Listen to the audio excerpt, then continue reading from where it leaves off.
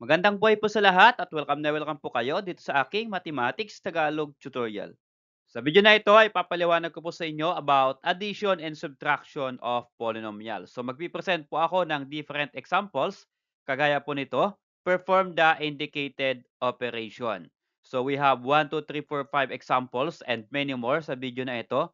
So ipapaliwanag ko po sa inyo paano nga po ba mag-add or mag-subtract ng polynomials. Okay, so let's start. Perform the indicated operation. So we have number 1 example, 2x cubed plus 7x cubed is equal to blank. So paano nga po ba mag-add at mag-subtract ng polynomial? So ganito lang po 'yon. So una po, in addition or subtraction of polynomials, ay tignan natin yung kanyang literal coefficient yung bawat term. So here, sa first term natin, ang literal coefficient ay x cubed. So bilugan ko po, that is x cube. At sa second term, 7x cube.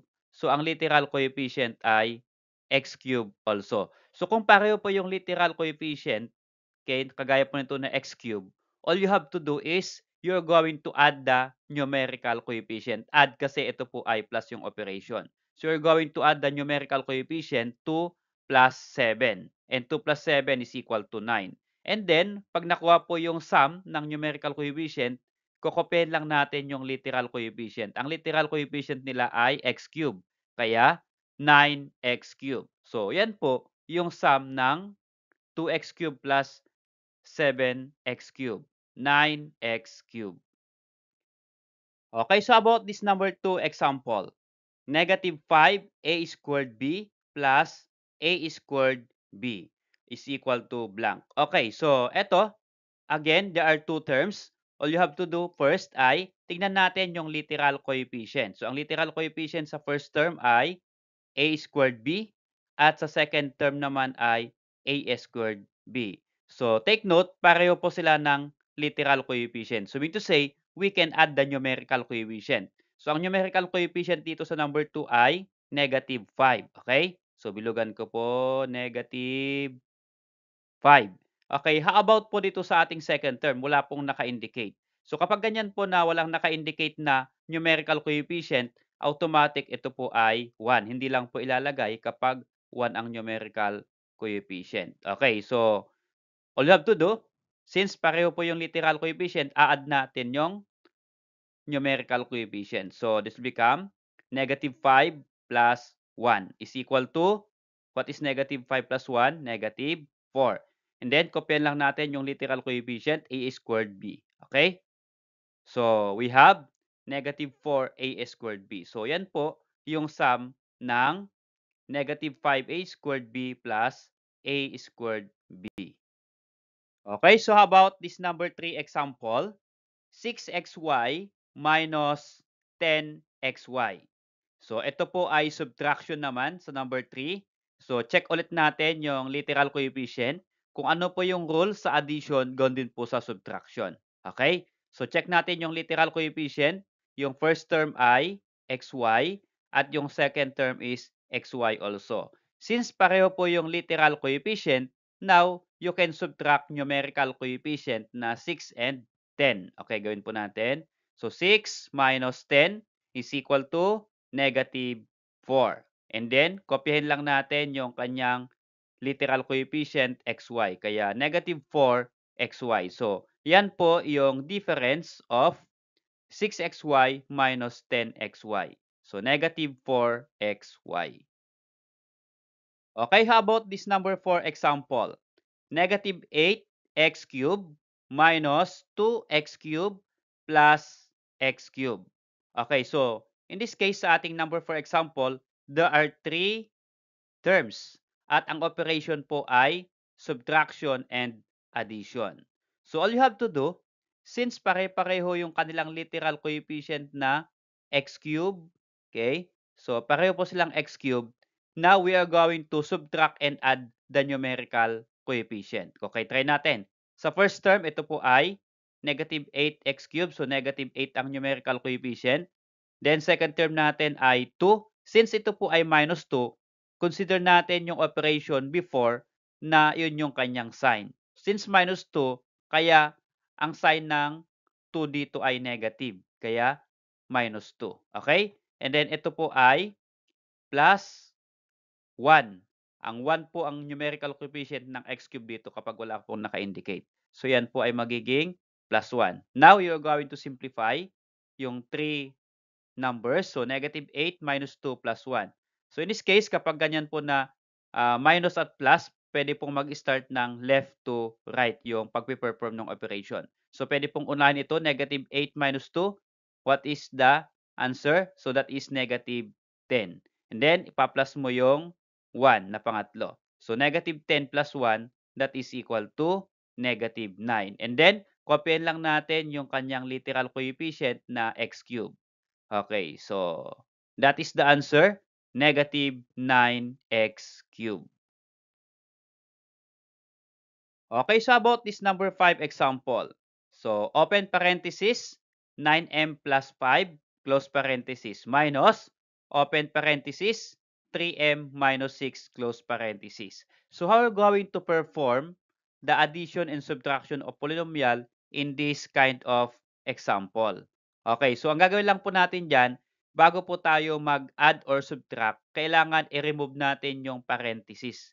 Dapat walang parenthesis bago tayo mag-add and subtract. Okay. So, gawin po natin. Dito po sa first parenthesis, 9m plus 5 yung nasa loob.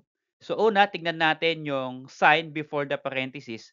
Wala pong naka-indicate na sign dito before the parenthesis. Ibig sabihin, ito po ay positive. So, kapag positive, wala pong problema kahit basta tanggalin mo yung parenthesis. Ano po? Basta positive po yung nasa unahan. So, yan po ay magiging 9m plus 5.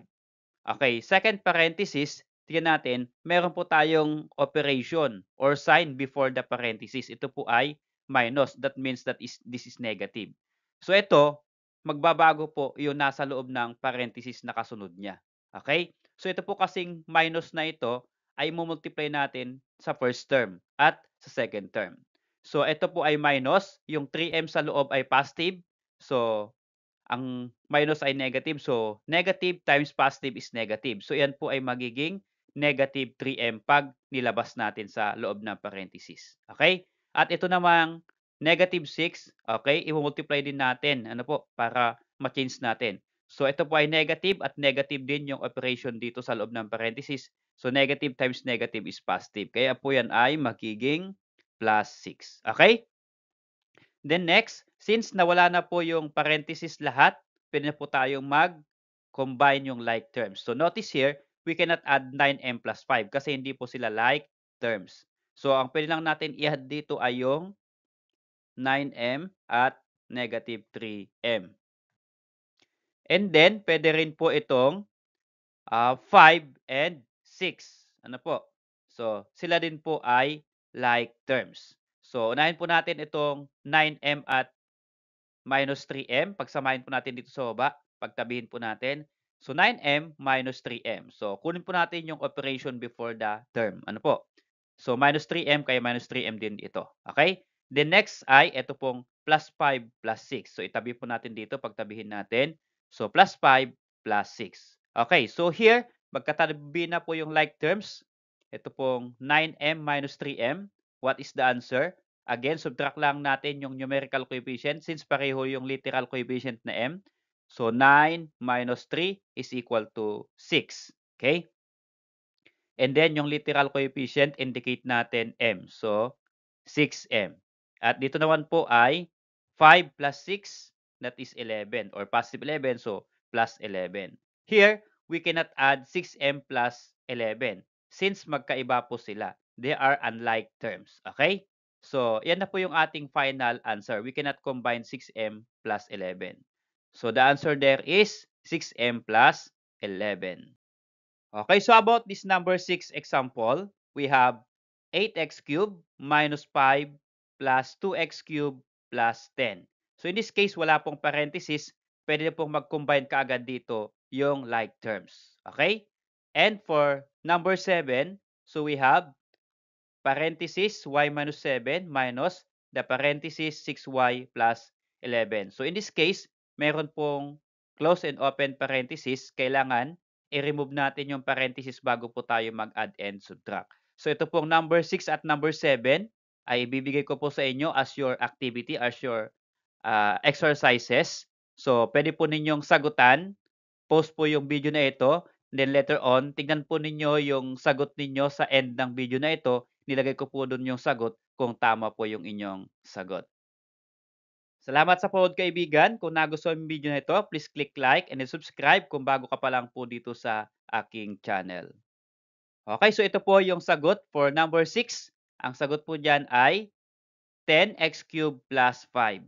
And para naman po sa number 7, ito ay negative 5y minus 18. So kung tama yung sagot mo, congratulations. Kung hindi naman, better luck next time. So tuloy lang sa pag-aaral, makukuha mo din yung tamang sagot sa mga susunod.